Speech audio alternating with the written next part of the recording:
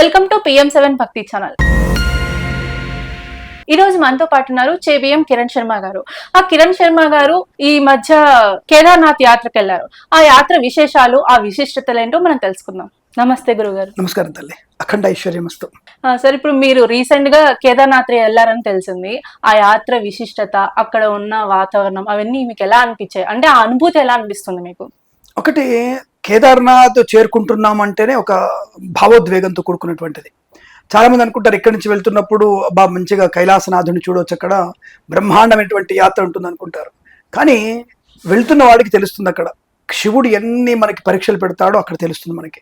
అనేకమైన కఠిన సవాళ్ళు ఎదుర్కోవాల్సిన ఫస్ట్ ప్రయత్నం ఇక్కడిక్కడే అంటారు, కానీ నడుచుకుంటూ చాలా దూరం వెళ్ళాలి. మనం దగ్గరే అని చెప్తారు వాళ్ళు. ముందుగా మనకి చార్ధామ్ యాత్రలో అని చెప్తారు, బట్ చార్ధామ్ యాత్ర కాదు, అది ఏకధామ్ యాత్ర. అది బద్రీనాథ్ అనేది ధామ్ కాదు, గంగోత్రి యమునోత్రి ధాములు కావు అవి. కేవలం గంగావతరణ భూమికి రావడం, యమునా అవతరణ భూమికి రావడం తప్ప అవి ధాములు కావు.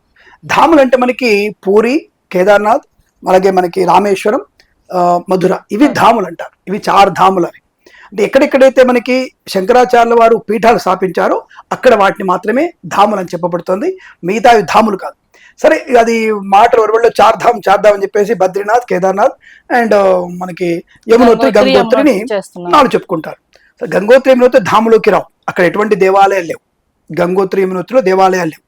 ముఖ్యంగా మనకి గంగోత్రి ఫస్ట్ మనం వెళ్ళేది, యమునోత్రి వెళ్తాం మనం. ఈ యొక్క మనకి హరిద్వార్ నుంచి ప్రారంభమైన యాత్ర యమునోత్రికి వెళ్తుంది. ఫస్ట్ ఎవరెళ్ళి యమునోత్రికి వెళ్ళిపోతారు. ఆ యమునోత్రి దర్శనం అయిన తర్వాత మనకి మళ్ళీ వచ్చిన తర్వాత అప్పుడు మనకి నెక్స్ట్ మనకి వెళ్ళేది కేదార్నాథ్కి తీసుకెళ్తారు. కొంతమంది గంగోత్రికి వెళ్తారు. యమునోత్రి, గంగోత్రి తర్వాత మనకి కేదార్నాథ్ వెళ్తుంది. మేము యమునోత్రి ముందు వెళ్ళిపోయాం. యమునోత్రి దర్శనం అయిపోతుంది. అక్కడ బాగానే ఉంది అక్కడ వరకు మాకు. But -4 degrees.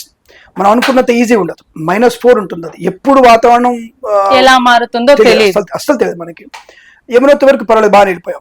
గంగోత్రికి వచ్చాం. గంగోత్రి ఒరవడి ఎక్కువ అమ్మవారు.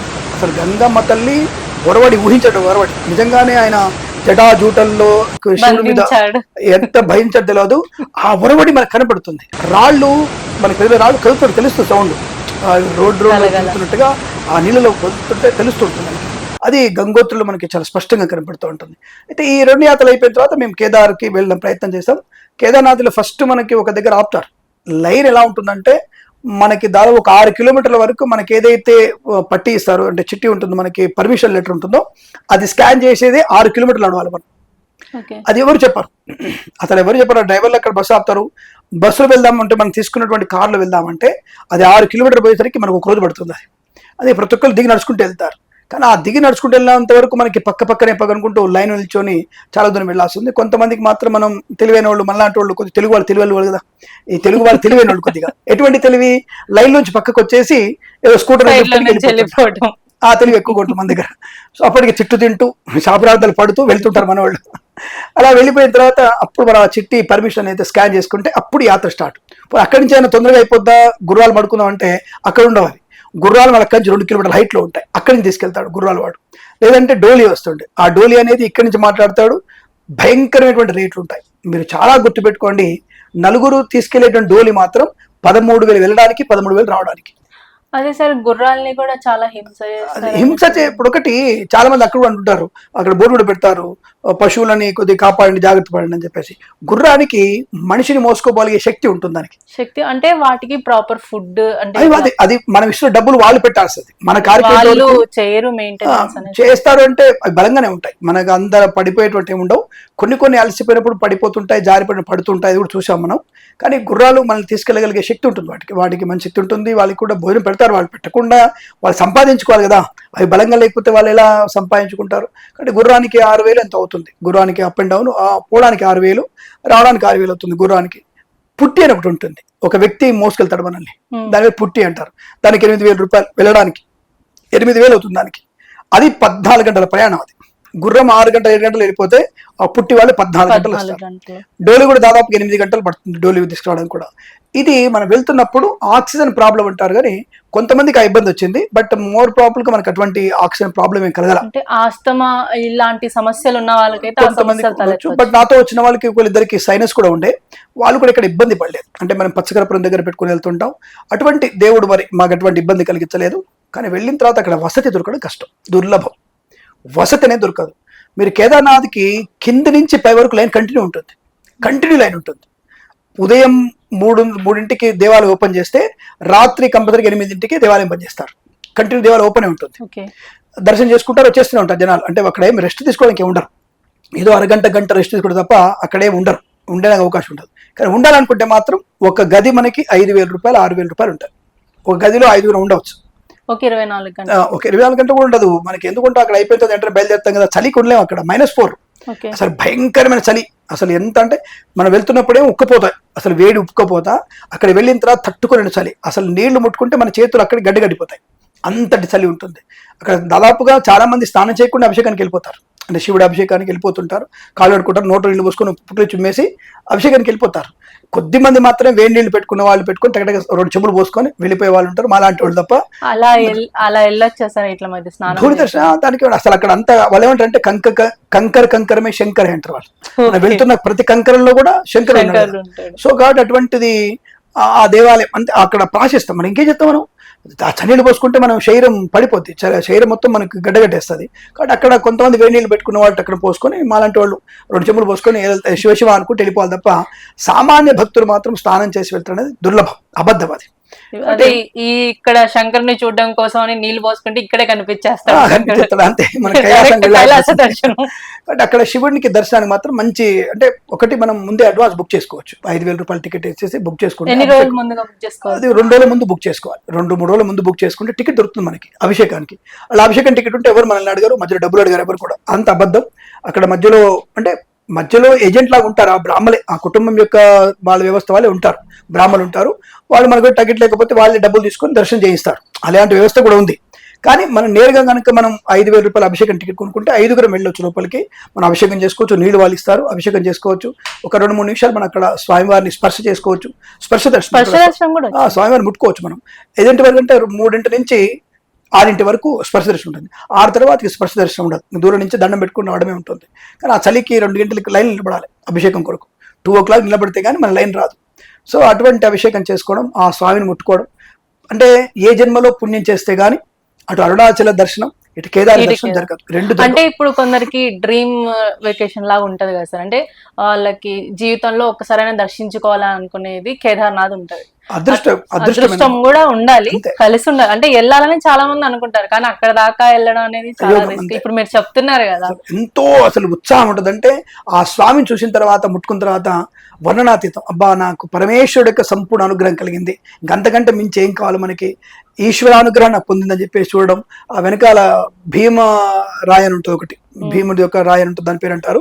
అంటే అది మనకి 2020లో అప్పుడు ఉప్పెన వచ్చినప్పుడు ఆ గుడికి అడ్డంగా ఒకటి రాయి పడింది. ఆ రాయి ఇప్పటికే బ్రహ్మాండంగా కరెక్ట్ ఎగ్జాక్ట్ రాయి గుడి వెనకనే ఉంటుంది. అది గుడికి జస్ట్ ఒక 10 meters 15 meters దూరంలో కరెక్ట్ గా ఆగిపోద్ది ఆ గుడి. దానికి ఎటువంటి ఆచారం లేదు, ఎటువంటి ఆపడానికి లేదు. కరెక్ట్ గుడి ఎక్కడ దాకా వచ్చి ఆగిపోయింది. ఆ తర్వాత నీళ్ళన్నీ కూడా దూరం పోయినాయట, ఆ గుడి కాపాడబడింది. సో కాబట్టి అలాంటిది మనకి పరమ అంటే సాక్ష్యం అక్కడ మనకు కనబడుతోంది. అంటే ఆ రాయి చాలా వస్తాయి, రాళ్ళు పడతాయంటే ఆ రాయి ఇక్కడ దాకా రావచ్చు, గుడిని కొలగొట్టొచ్చుగా. గుడి కంటే పెద్దది ఆ రాయి, గుడి శిఖరం కంటే పెద్దది ఆ రాయి. మరి అది వచ్చి గుడిని కొట్టుకుంటూ వెళ్ళిపోవచ్చుగా, గుడిని తాకే వెళ్ళిపోవచ్చు కదా. మరి అక్కడ దాకా వచ్చింది 15 మీటర్లకి ఎందుకు ఆగింది అది? సో అంటే మళ్ళాంటి వాళ్ళు అనేది భగవంతుడు మాయ. నాస్తికవాదులు, కొంతమంది తిక్క వాళ్ళందరూ కూడా కొందాన్ని అంతా భూటకంగా పొట్టేసే వాళ్ళు, సూడో సైన్స్ అనే వాళ్ళు కూడా ఉంటారు. వాళ్ళని మనం సూడో నాస్తికులు అంటానే, వాళ్ళని భూటపు నాస్తికులు. ఎందుకంటే వాళ్ళ తాతలు ముత్తాతలు అందరూ దేవుడు నమ్మారు, వీడు మాత్రం దేవుడు నమ్మలేదు. అటువంటి సూడో నాస్తికులు నేను కూడా పెద్దని పట్టించుకునే ప్రయత్నం లేదు. భగవంతుడి మాయ అనేది ఉంటుంది. అక్కడ స్వామిని కేదారే చూసిన తర్వాత మాత్రం ఇక ఈ జన్మ చాలు, మనకి ధన్యం అయిపోయింది అనేటువంటి భావన ఖచ్చితంగా ఏర్పడుతుంది మనకి. అంటే మీ మాటలలోనే స్పష్టంగా అర్థమవుతుంది మీరు ఎంత మంచిగా ఫీల్ అయినారు. చాలా మంచి ఆత్మస్థాయి ఉంటుంది. ఆ తర్వాత మనకి బద్రీనాథ్, ఇంకా నెక్స్ట్ మన బద్రీనాథ్ వెళ్ళిపోయి ఆ బద్రీనాథ్ అండి స్వామి. బద్రీనాథ్ అందరూ అనుకుంటే శివుడుగా విష్ణుమూర్తి కదా, పెద్ద గణపతులు అలంకారం అనుకుంటారు. ఆయన సాలగ్రామంలో ఇంత ముఖం అయింది, అది మనకు కనబడి చావదు. దాన్ని జాగ్రత్తగా చూడాలి మనం. ఎంత జాగ్రత్తగా అంటే దగ్గర నుంచి ఒళ్ళు దగ్గర పెట్టుకుని కళ్ళ దగ్గర చూడాలి. అలంకరణ అవన్నీ చుట్టూ పూలు ఉంటాయి, అదే మనకి ఇబ్బంది. అన్ని పూలు పెట్టారు, ఆయన ఒక్కటే ముఖం కనబడుతుంది. అది చూసి మనం కళ్ళు ఉన్నాయా ముక్కులు అనుకుంటాం. అలాగే సాలగ్రామ రూపంలో ఉంటాడు ఆయన, శిల రూపంలో ఉంటాడు అక్కడ. ఆ బద్రీనాథ స్వామి దర్శనం చేసుకుంటే కూడా చాలా అద్భుతం. అక్కడ తెలుగు వాళ్ళు 2 పండితులు కూడా మనకి తెలుగు వాళ్ళే ఉన్నారు లోకల్లో. అంటే తెలుగు వాళ్ళు అక్కడ స్వామివారి పూజ చేస్తారు, వాళ్ళు ఇప్పటికీ వాళ్ళు ఉన్నారు వాళ్ళు. అటువంటి బద్రీనాథ స్వామి దర్శనం చేసుకుంటే అద్భుతం మనకి. ఆ స్వామిని చూడడం, అక్కడే మానసాదేవి దేవాలయం కూడా ఉంటుంది మనకి. అక్కడే మనకి సరస్వతి అంతర్వాహినిగా గుప్తమైపోయింది, అక్కడ కూడా కనపడుతుంది. రెండోది ముఖ్యమైనది మనకి బద్రీనాథ్ దగ్గరనే మానసాదేవి దేవాలయం దగ్గర ఈ పాండవులు స్వర్గారోహణం చేశారు. అంటే వాళ్ళ యొక్క ఆ లోకాన్ని, ఈ కలియుగంలో ఈ లోకాన్ని వాళ్ళు పూర్తి చేసుకొని, వాళ్ళు ద్వాపర యుగాన్ని పూర్తి చేసుకొని వాళ్ళు వెళుతున్నది కూడా అక్కడే ఉంది. నడుచుకుంటూ వెళ్ళిపోతారు, అలా నడుచుకుంటూ వెళ్ళిపోతారు. వాళ్ళ విగ్రహాలు పెట్టి కూడా అది మనకు చూపిస్తారు. మనకి అది కూడా చూసాం మేము, అద్భుతమైనటువంటి. ఆ తర్వాత పైన అమ్మవారి చండీ అమ్మవారి దేవాలయం ఉంటుంది, అక్కడ అమ్మవారి దర్శనం చేసుకుని వాళ్ళు వెళ్ళిపోతారు. అంటే కేదార్నాథ్ దగ్గర ఇంకా చుట్టుపక్కల ఇంకేమైనా గుళ్ళు ఉన్నాయా? చాలా గుళ్ళు ఉంటాయి మనకి. కేదార్నాథ్ పైన ఇంకోటి, యాక్చువల్లీ కేదార్నాథ్ పైన ఇంకో గుడి అంటారు అమ్మవారిది. అంటే గంగోత్రి కూడా అంతే. గంగోత్రి మనం చూసిన గంగోత్రి కూడా పైన ఉంటుంది అంటారు, కానీ వెళ్ళడానికి పర్మిషన్ కష్టం, మనకి వెళ్ళలేం, మనకి వెళ్ళబుద్ధి అవ్వదు, ఎందుకంటే భయం వేస్తుంటుంది. ఇప్పటికే చలి, స్నానం చేయలేము. గంగలో మునిగిపోయినప్పుడు మేము ఇక అయిపోయింది మా పరిస్థితి అనుకున్నాం మేము. అంతటి చలి మొత్తం గడ్డగట్టేసింది మాకు. అసలు అందరు చెప్పారు అట్లా మునుగుతారే, అట్లా మునుగొద్దు, మీరు ముందు వెళ్ళు తుడుపుకోవాలి, ఒళ్ళు తర్వాత మెల్లమెల్లగా పోసుకోవాలి. గబక్కన మునిగేసాం, ఏది గంగలో మునిగినట్టుగా మునిగేసాం. సో చాలా చల్లగా ఉంది అక్కడ, అసలు అంత భయంకర చలి. ఆ ఎఫెక్టే వచ్చిన తర్వాత అందరికీ జ్వరాలు వస్తాయి.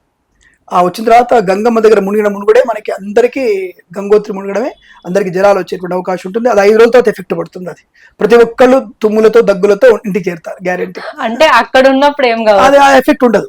మరి ఎందుకు ఉండదు, మనకి 5 days తర్వాత ఎఫెక్ట్ అందరికీ ఉంటుంది. నాకైనంతే, మా ఆవిడకి, మా పిల్లలకి అందరికీ కూడా ఎఫెక్ట్ పడింది.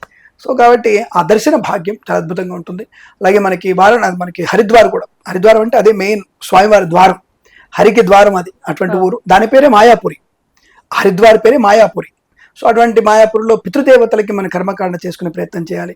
అక్కడ గంగా హారతి ఉంటుంది, గంగా స్నానం చేసుకోవచ్చు. బద్రీ తర్పణ ఉంటుంది. తర్వాత మనకి బద్రీనాథ్లో బ్రహ్మకపాలం ఉంటుంది. బ్రహ్మకపాలంలో కూడా మన పితృదేవతలకి తర్పణ వదిలిపెట్టి పిండ ప్రదానం చేయవచ్చు.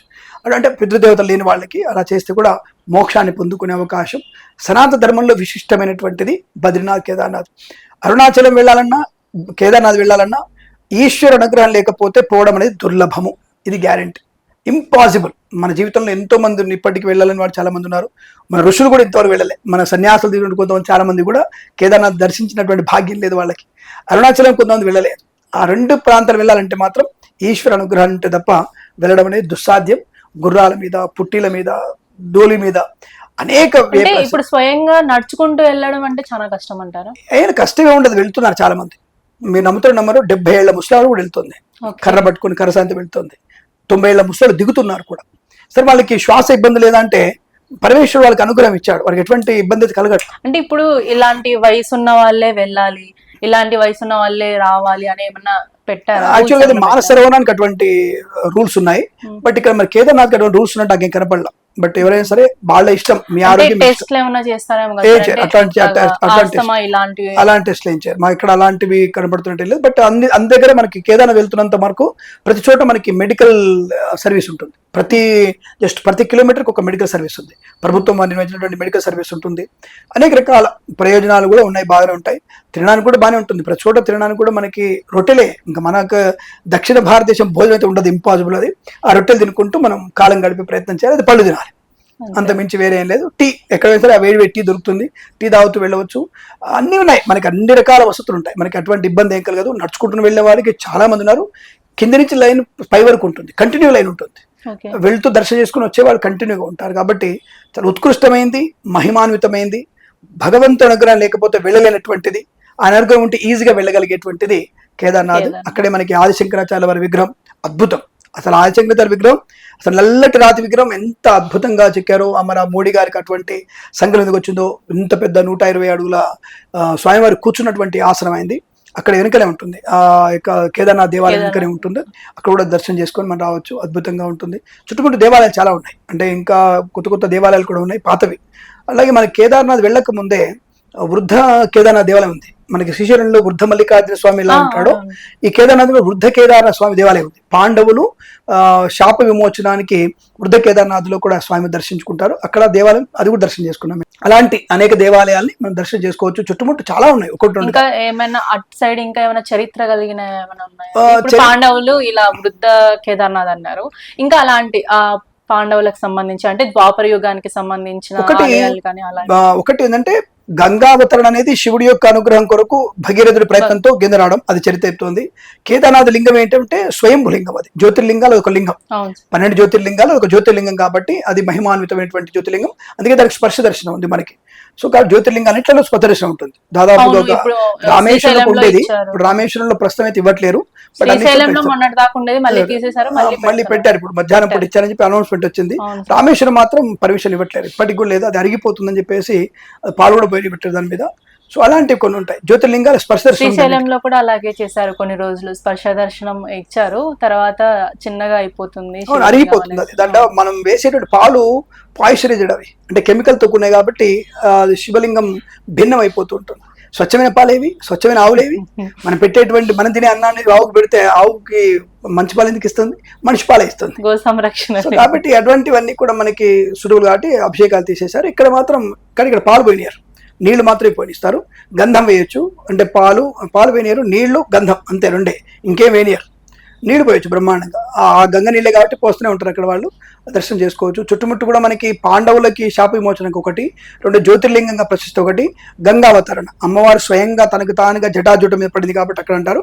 కానీ కేదార్నాథ్కి వెనకాల గంగావతరణ జరిగింది, కేదార్నాథ్ మీద జరగల, కేదార్నాథులు పడలే, కేదార్నాథ్ వెనుక గంగోత్రి ఉంటుంది. అంటే కేదార్నాథ్ కొండలు 5 కొండల బయట ఇంకో 5 కొండలు గంగోత్రి, అక్కడ ఉంటుంది అమ్మవారు. మనం ఇలా తిరిగి ఇలా వస్తే కానీ కొండలు ఎక్కలేం మనం. ఈ 5 కొండలు ఎక్కడానికి 18 గంటలు పడుతుంది. మనంతే, ఈ కొండల దిగడానికి ఈ కొండలు ఎక్కడానికి 12 గంటలు పడుతుంది. ఆ 12 తర్వాత మనకు కనబడుతుంది కేదారేశ్వరుడు. ఈ చుట్టు కొండల వెనకాల గంగమ్మతులు ఉంటుంది, అక్కడ గంగమ్మ తల్లి శివుని జటాజుటం పడింది. అంటే ఆయన జటాజుట అంత పొడుగుంటుంది, ఆ కొండలన్నీ జటాజుటంలాగా ఉంటాయి అవన్నీ కూడా. అందుకనే విశేషమైనటువంటి స్థితి అక్కడ కనబడుతుంది. అయితే మొన్న హెలికాప్టర్ ప్రమాదాలు ఎక్కువ జరిగాయి అక్కడ. మేము మొన్న పోయినప్పుడు, ఇప్పుడు ఆపేశారు, ఇప్పుడు నిన్న మొత్తం ఆపేశారు. కేదార్నాథ్ హెలికాప్టర్ కాదు, మేము పోయిన రోజు మాకంటే ముందు ఫ్లైట్ హెలికాప్టరే, అది కూలిపోయింది. అది సో మేము ఆ హెలికాప్టర్ మేము 2 రోజుల ముందు వెళ్ళిపోయినాం కాబట్టి మాకు హెలికాప్టర్ దొరకలేదు. మేము వెళ్ళి వస్తున్నప్పుడు మాకు 14వ తారీఖు మనకి హెలికాప్టర్ బుక్ చేసుకున్నాం, తర్వాత క్యాన్సిల్ చేసుకున్నాం. మేము తొందరగా వెళ్ళిపోయినాం కాబట్టి ఆ హెలికాప్టర్ పడిపోయింది. సో దాంట్లో 6 చనిపోయారు పాపం. అందుకే హెలికాప్టర్ నమ్ముకున్న వాళ్ళకి యోగం అంతే, బట్ అది ఎప్పుడు ఆగిపోతే తెలియదు, ఎప్పుడు నడుస్తే తెలియదు. అక్కడ వాతావరణం మన కళ్ళ ముందరే మొత్తం బోటేస్తుంది టోటల్గా, మన కొండలు మనతో సహా మనం కూడా కనపడం, అంత దగ్గరగా మంచు కొండలు వచ్చేస్తాయి. కాసేపట్లో ఎండ వచ్చేస్తుంది, కాసేపట్లో వర్షం తప్పిపోయింది. సో చాలా అంటే మనకి భగవంతుడు అనుగ్రహం. బట్ పాపం 6 పాపం తొందరగా వాళ్ళు కాలం చేశారు, తొందరగా పడిపోవడం అనేది కొద్ది మూర్ఖత్వం. హెలికాప్టర్ ఆగిపోతాయి, ఆగిపోయిన తర్వాత మనం అప్పుడు మళ్ళీ వెనక్కి వచ్చేసి మళ్ళీ మనం పుట్టి పట్టుకోవాలో లేకపోతే డోలి పట్టుకొని వెళ్ళాల్సి ఉంటుంది. సో ఇటువంటివి కష్టసాధ్యమైనవి. ప్రయాణం సుఖంగా ఏం కాదు, మానసరోవరం లాంటి ప్రయాణమే. ఇంకా మానసరోవరం కొద్ది కొండల కింద సాఫ్ట్ మానసరోవరం దగ్గరికి వెళ్ళాలి, ప్లాన్ ఉంది. అది ఇంకా ఈశ్వరుడు అనుగ్రహం. మానసరోవరం అటు కాదు కదా, మానసరోవరం వేరే రూట్, అది టిబెట్ వైపు వెళ్ళాల్సి ఉంటుంది. సో కాబట్టి ఇది మన దేశంలో ఉంది కాబట్టి ఈజీగా వెళ్ళొచ్చాం. అటు వెళ్ళాలనే సంకల్పం ఉంది, ఈశ్వరుడు అనుగ్రహం చూడాలి మనకి. మేము చేసుకునేది మాత్రం గంగోత్రి, యమునోత్రి, తర్వాత వారణాసి వెళ్ళాం, తర్వాత మేము అయోధ్య వెళ్ళాం, మధుర వెళ్ళాం. అయోధ్య దర్శనం బాగా జరిగింది, అయోధ్యలో చాలా మంచి దర్శనం జరిగింది, ఎక్కడ ఇబ్బంది పడలేదు, టికెట్ బుక్ చేయలేదు, నేరుగా వెళ్ళిపోవడం, నేరుగా రావడం, అద్భుతమైనటువంటి రామ దర్శనం బాగా జరిగింది అనేది. ఆ తర్వాత మనకి మధుర కృష్ణుడు వెళ్ళకెళ్ళాం, ఆయన దర్శనం బాగా జరిగింది. తర్వాత మనకి కాశీ వచ్చాం, విశ్వేశ్వర దర్శనం, అక్కడ స్పర్శ దర్శనం సాయంత్రం పూట మాకు అద్భుతమైనటువంటి, అక్కడ కృష్ణుడు ఈశ్వరుడి అనుగ్రహం అక్కడ దొరికింది. తర్వాత మనకి గయా వెళ్ళాం, గయలో స్వామివారి అక్కడ కూడా పాద దర్శనం చేసుకొని తర్వాత ఇంటికి వచ్చడం జరిగింది. వచ్చిన తర్వాతనే ఈ యొక్క అంటువ్యాధి కాదు కానీ ఆ జలుబు ఎఫెక్ట్ మాత్రం మనకి. ఈ ప్రయాణం అంతా ఎన్ని రోజులు పట్టింది? దాదాపు యాక్చువల్ గా 19 రోజుల ప్రయాణం, 19 రోజులు. అందుకే డిఫరెంట్ వాతావరణం. మీకు హరిద్వార్లో 46 డిగ్రీల ఎండ, 46 డిగ్రీస్ ఎండ ఉంటుంది హరిద్వార్లో. అదే మరి మీకు -4 వర్షం, బద్రీనాథ్ మళ్ళీ -4 చలి, ఒక్కొక్క దగ్గర ఒక్కొక్క రకమైనటువంటి వాతావరణం. దాన్ని కొద్దిగా భరించడానికి కొద్దిగా ఇబ్బంది కలిగే అవకాశం. దాన్ని భరించగలిగితే శుభమైనటువంటి ప్రయాణం ఉంటుంది, ఆ కేదారేశ్వర అనుగ్రహాన్ని పొందుకోవచ్చు. కానీ ఏదైనా అనిర్వచనీయం. ఆ బద్రీనాథుడు దర్శనం కానివ్వండి, ఆ బద్రీనాథులో అక్కడ అలకనంద అనే నది ఎంత వేగంగా పరిగెడుతుంది అమ్మవారు. అలకనంద నది చాలా వేగంగా పరిగెడుతుంది, అక్కడ నది చూడడం. చలి అసలు ముట్టుకుంటే ఐస్ గడ్డలు అవన్నీ అన్ని ఐస్ గడ్డలే. అసలు ఏది ముట్టుకున్నా ఐస్ గడ్డలే, ఏది ముట్టుకున్నా మనకి జ్వరం వచ్చేస్తాను గ్యారెంటీ తెలిసిపోతుంది మనకి. అసలు ముట్టుకోలేం, కాలు పెట్టడం కాదు, అసలు ఒక చుక్క నీళ్ళు తాగుదామన్నా తాగబుద్ధి కాదు. గంగా నది అలకనంద రెండు సేమ్ గానే, భాగీరథి గంగా నది ఆ అక్క పేరుకే ఒక్కొక్క దగ్గర తన పేరు మార్చుకుంటుంది. అలకనంద, భాగీరథి అని డిఫరెంట్ పేర్లు. ఆ కేదార్నాథ్ మొత్తం కొండలు ఎక్కడం దిగడం మన ఎంబడే నది వస్తూ ఉంటుంది, మన పక్క నుంచి నది వస్తూనే ఉంటుంది. ఎన్ని కొండలు ఎక్కినా సరే ఆ నది పక్కనే వస్తూనే ఉంటుంది మనకి. ఎక్కడ పైన చూస్తే కింద ఉంటుంది, పక్కకు వస్తే పక్కనే ఉంటుంది. మీరు ఎక్కడికి వెళ్ళినా బద్రీనాథ్, కేదార్నాథ్ మనతో పాటు గంగా నది, భాగీరథి నది లేదా అలకనంద నది ఇట్లా వస్తూనే ఉంటాయి అవి మనం బట్టి.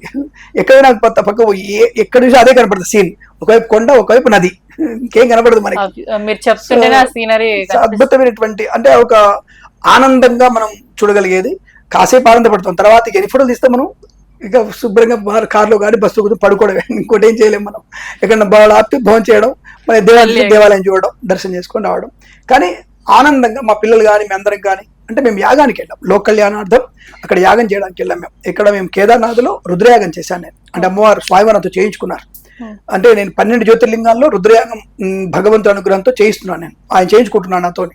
అంటే ప్రతి చోట 100 రుద్రయాగాలు. ఇప్పుడు ఎన్ని దాదాపుగా మాకి కేదార్నాథ్తో కలిపి కాశీ కలిపి 10 అయిపోయినాయి, 2 ఉన్నాయి అంతే. ఒకటి రామేశ్వరం, 2 శ్రీశైలం. ఈ రెండిటల్లో యాగం అయిపోతే అన్ని అయిపోయినట్టే. ప్రతి శక్తిపీఠంలో 18 శక్తిపీఠాల్లో శతచండి యాగం అమ్మవారు చేయించుకుంది. 18 పీఠాల్లో కూడా శతచండి యాగం చేయించుకుంది, అమ్మవారి అనుగ్రహం పొందుకున్నాం. ఇక్కడ అయ్యవారి అనుగ్రహం కూడా పొందుకుంటే పని అయిపోతుంది. రామేశ్వరం, శ్రీశైలం అయిపోతే జ్యోతిర్లింగాల రుద్రయాగం కూడా పూర్తవుతుంది. లోక కళ్యాణార్థం మా ప్రయాణం. నా సోదరుల యొక్క సంపూర్ణ, నా భార్య సంపూర్ణ సహకారం. ఇక్కడ భార్య లేకుండా మనం యాగం చేయడానికి లేదు, ఆవిడ సహకారం నా కూతురి అదృష్టం. సో నా సోదరుల యొక్క నాకు సంపూర్ణ సహకారం వల్ల యాగం పూర్తయింది. అలా కేదార్నాథ్ యాత్ర సుసంపన్నమని చెప్పవచ్చు. చాలా అద్భుతమైనటువంటి, అసలు ఊహకందనటువంటి ఒక మంచి అనుభూతి. పరమేశ్వరుడు సాక్షాత్తుగా మనం చూసాము, మనం చూసాము, ఈశ్వరుని మేము చూసామన్నట్టుగానే నా భావించి అద్భుతమైనటువంటి ఆనందాన్ని పొందుకున్నాం మేము. అటువంటి కేదార్ యాత్ర మీ అందరూ చేయాలని కోరుకుంటున్నాను. మధుర అన్నారు కదా, మధుర గురించి ఏం చెప్పలేదు? మధురలో కృష్ణుడి యొక్క, అంటే అక్కడ మన మధురలో ఉండేది కృష్ణుడి యొక్క జైలు మాత్రమే. అంటే ఆయన చెరసాల ఉన్నటువంటి, బాలకుడుగా ఉన్నప్పుడు చెరసాల ఉన్నటువంటి ప్రాంతమే, అంటే ఆయన పుట్టిన ప్రదేశం. అంటే ఆ జైలు సందులో వీళ్ళు చూడాలి, ఇప్పటికీ భయపడుతూ ఆ తురకలకి భయపడుతూ వెళ్లాల్సింది తప్ప అలా భయపడాల్సిన అవసరం లేదు. నేరుగా మన దేవాలయం బ్రహ్మాండంగా దర్శనం చేసుకోవచ్చు. అక్కడ అందరూ భయపడుతూ సందుల నుంచి వెళ్తుంటారు. నేను అలా ఏమి వెళ్ళి మేము జయ బోలో రాధే అంటూ వెళ్ళిపోయాం మేము బ్రహ్మాండంగా.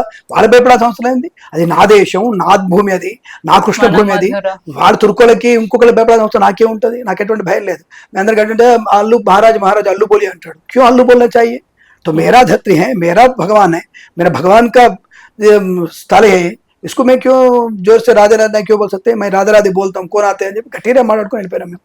హాయిగా వెళ్ళి దర్శనం అంటే జైలు చూడడమే, ఆ ప్రాంతంలో ఆయన నమస్కారం చేసుకోవడం, జన్మస్థానం చూసుకోవడం తప్ప ఆయన విగ్రహం అక్కడే ఉండదు. పక్కన ఒక దేవాలయంలో విగ్రహం ఉంటుంది, ఆయన దండం పెట్టి పూజ. చిన్న ఇల్లు ఏదో ఉందని, అదే ఆ ఇంట్లోనే ఆ చెరసాల చుట్టూ తిరిగి వస్తే చెరసాల ఉంటుంది, అదే ఇల్లు. ఆ పక్కన ఏదో చిన్న ఇల్లు లాగా, అంటే యశోద అమ్మతో ఉన్న ఒక రూమ్, అదే ఒక రూమ్ లో అదే ఆయన కడతారు అమ్మవారి స్వామివారి దేవాలయంలో. అక్కడ ఫస్ట్ అది కనపడే ఈ సందుకు రావాలి మనం, అంతే తప్ప అక్కడ దేవుని గుడి ఏం లేదు. బట్ ఆ ప్రాంతం అంతవరకు చూసుకొని దండం పెట్టుకొని వచ్చేసినాం. అయోధ్య, మధుర, గయ అలా వచ్చేసుకొని వచ్చేసాం. ఇది మా యొక్క కేదార్ యాత్ర. మా యొక్క భార్య కూతురు సహకారం వల్ల, నా సోదర సహకారంతో యాగం పూర్తయింది. దర్శన భాగ్యం కలిగింది నాకు అదృష్టంగా. ఎటువంటి ఇబ్బంది లేకుండా వచ్చాం. సరే జ్వరాలు దగ్గులు వచ్చాయి కానీ పెద్దగా దాని గురించి పెద్దగా ఇబ్బంది పడాల్సిన అవసరం ఏం లేదు. వాతావరణ మార్పుల వల్ల మాత్రం అటు గంగా నీళ్లు వేరు, యమున నీళ్లు వేరు, అలకంద నీళ్లు వేరు. So 3 different. బద్రీనాథ్లో నీళ్లు వేరు. ఇన్ని వేరు నీళ్ళ వల్ల మాకు సరస్వతి నది నీళ్లు వేరు. అన్ని రకాల నీళ్ళని మేము తాగేసరికి ఇబ్బంది ఎక్కువ ఖచ్చితంగా ఉంటుంది. దానివల్ల భరించినటువంటి చలి, కాబట్టి అది భరించుకోవాలి. కొద్దిగా ముఖ్యంగా ముందే మనం బలమైన ఆహారం తింటూ, బలమైనటువంటి ఔషధాలు ఏమైనా తీసుకుంటూ మనం కనుక బలంగా సిద్ధమైతే మనకి ప్రయాణం సుఖంగానే ఉంటుంది. కానీ ఏం కాదని నాకు అనుకునే వాళ్ళకి మాత్రం ఇబ్బంది కలిగే సూచనలు ఉంటాయి, జాగ్రత్తగా ఉండాలి అంతవరకు. కానీ యాత్ర సుసంపన్న అవుతుంది. మనకి చాలా మంచి అనుభూతి. ప్రపంచంలో నేను నా జీవితంలో ఒక మంచి శుభాన్ని పొందుకున్నాను, మంచి యోగాన్ని పొందుకున్నటువంటి భావన మాత్రం ఖచ్చితంగా ఉంటుంది. ఇప్పుడు వెళ్ళాలనుకునే వాళ్ళకి మీరు ఏం సూచనలు ఇస్తారు? ఒకటి గుర్తుపెట్టుకోండి, శారీరకంగా బలంగా ఉండాలి, మానసికంగా బలంగా ఉండాలి.